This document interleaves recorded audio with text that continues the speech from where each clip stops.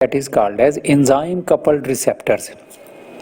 ये जो enzyme coupled receptors हैं, these are called as single pass transmembrane carriers. आपको याद होगा, अगर हमने पिछला लेक्चर सुना तो उसमें हमने देखा था जो जी प्रोटीन्स होती हैं वो होती हैं 7 पास ट्रांसमेम्ब्रेन रिसेप्टर्स के, वो 7 बार मेम्ब्रेन में इन और आउट हुई होने की वजह से। जबकि ये जो एंजाइम कपल रिसेप्टर्स हैं ये सिंगल पास हैं कि एक ही बार बाहर से अंदर की तरफ आए हुए होते हैं। हर एंजाइम कपल रिसेप्टर जैसे हम यहाँ देख रहे हैं उसमें 2 यूनिट जरूरी प्रेजेंट होते हैं। एक ये जो हमने रेड लाइंस में रिप्रेजेंट किया है, it is called as the receptor unit, जबकि दूसरा यूनिट ये जो ब्लू सर्कल से हमने रिप्रेजेंट किया, it is the enzyme protein kinase domain. इसे इंट्रिंसिक एंजाइम भी कहते हैं।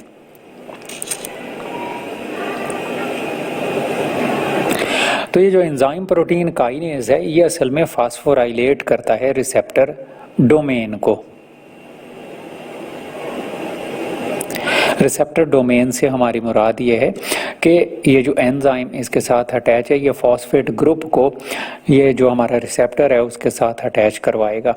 तो on the basis of amino acid that is phosphorylated, कि कौन सा अमीनो एसिड फास्फोराइलेट हुआ है हमारे इस रिसेप्टर डोमेन में, उस बिना पर एंजाइम कपल्ड रिसेप्टर जो हैं उनकी 3 टाइप्स हैं। एक है टायरोसिन काइनेज, दूसरे हैं टायरोसिन काइनेज एसोसिएटेड रिसेप्टर्स, और थर्ड वन है थ्रियोनिन सीरीन काइनेज रिसेप्टर्स।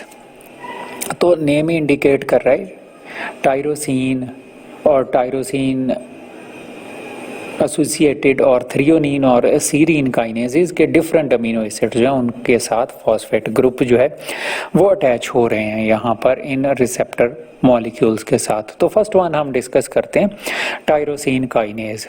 सबसे ज़्यादा जो एंजाइम कपल्ड रिसेप्टर्स हैं वो टायरोसिन काइनेज टाइप ही होते हैं और इनकी काफ़ी सारी सब फैमिलीज़ हैं और ये फास्फोराइलेट नहीं कर पाते, अपनी ही चेन को फास्फोराइलेट नहीं कर पाते।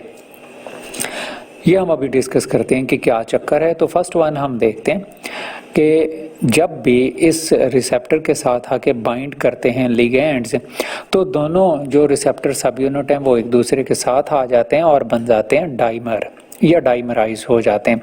जो ही ये डाइमराइज होते हैं तो यहाँ पर जो इनके साथ एंजाइम था जिसे हमने ये ब्लू में रिप्रेजेंट किया था जिसका नाम था एंजाइम प्रोटीन काइनेज, तो ये काइनेज एंजाइम जो है ये होता है एक्टिवेट और एक्टिवेट होके ये करता है phosphorylation.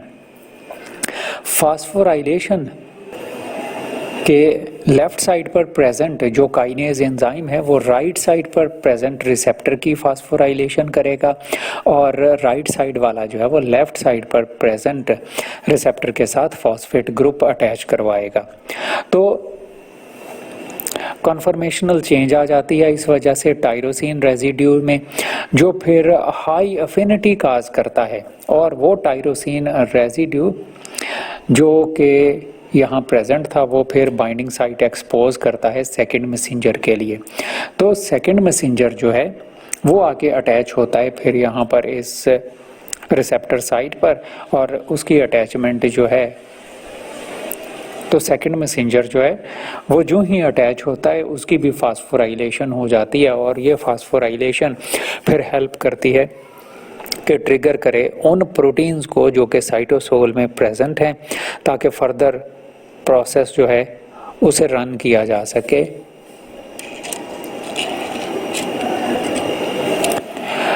Tyrosine kinase associated receptors जो हैं ये भी टायरोसिन जैसे होते हैं लेकिन इनमें इंट्रिंसिक एंजाइम एक्टिविटी नहीं होती। जैसे यहाँ तो हमने देखा था कि 2 एंजाइम जो हैं वो यूनिट जो हैं वो इसके साथ जो हैं वो इंटेग्रल पार्ट के तौर पर प्रेजेंट होते हैं।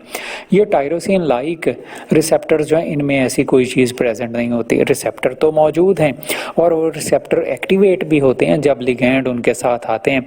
तो यहाँ पर साइटोप्लाज्मिक टायरोसिन काइनेजेस ही आके अटैच हो पाते हैं क्योंकि इनके पास अपना तो एंजाइम प्रेजेंट नहीं होता। तो जो ही लिगैंड जो हैं वो बाइंड करते हैं रिसेप्टर साइट पर तो साइटोप्लाज्म में प्रेजेंट जो टायरोसिन काइनेसिस होते हैं वो आके अटैच होते हैं इन रिसेप्टर साइट पर और इनके टायरोसिन रेजिड्यूज को फिर वो करते हैं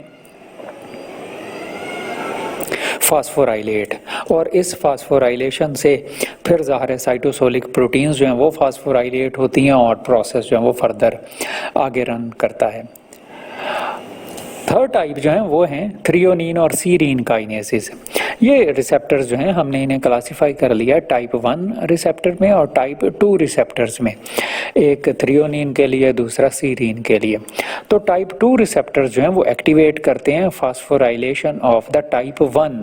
यहाँ ये हमने याद रखना है कि टाइप 2 रिसेप्टर्स जो हैं उनका काम है कि वो फॉस्फेट ग्रुप ऐड करें टाइप 1 रिसेप्टर्स में, और टाइप 1 रिसेप्टर्स हैं तब फिर वो फास्फोराइलेट कर पाते हैं टारगेट प्रोटीन्स को, साइटोसोलिक टारगेट प्रोटीन्स को एक्टिवेट करते हैं, और ये टारगेट प्रोटीन्स फिर ज़ाहिर है सेल्यूलर प्रोसेसेस को कंट्रोल करती हैं। तो ये हमने 3 तरह के डिस्कस किए एंजाइम कपल्ड रिसेप्टर्स, जो कि अमीनो एसिड की बिना पर हैं, उन अमीनो एसिड की बिना पर जो अमीनो एसिड जो हैं वो फास्फोराइलेट होते हैं। थर्ड वन जो रिसेप्टर्स हैं की टाइप हैं वो हैं ion channel receptors. Ion channel receptors हमें नेम इंडिकेट कर रहा है कि चैनल्स हैं जो कि आयन्स की ट्रांसपोर्टेशन में हेल्प करते हैं। तो यहाँ जैसे हमने रिप्रेजेंट किया कि ये हमारी मेम्ब्रेन है और उसमें प्रेजेंट हैं आयन चैनल्स के स्पेसिफिक प्रोटीन्स प्रेजेंट हैं, और फर्स्ट ये इस डायग्राम में हम देखते हैं कि ये आयन चैनल्स जो हैं वो यूजुअली होते हैं क्लोज।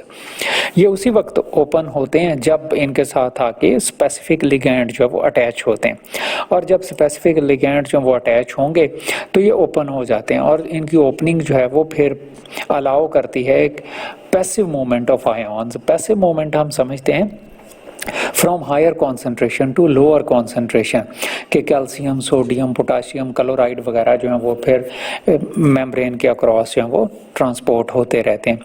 तो इस ट्रांसपोर्टेशन के नतीजे में ज़ाहिर है इलेक्ट्रिकल चेंजेस आती हैं, एक शिफ्ट आता है, और उस इलेक्ट्रिकल चेंजेस के नतीजे में ज़ाहिर है फिर फास्फोराइलेशन होती है मुख्तलिफ तरह के साइटोसोलिक प्रोटीन्स की, जो फिर ट्रिगर करते हैं रिस्पॉन्स को।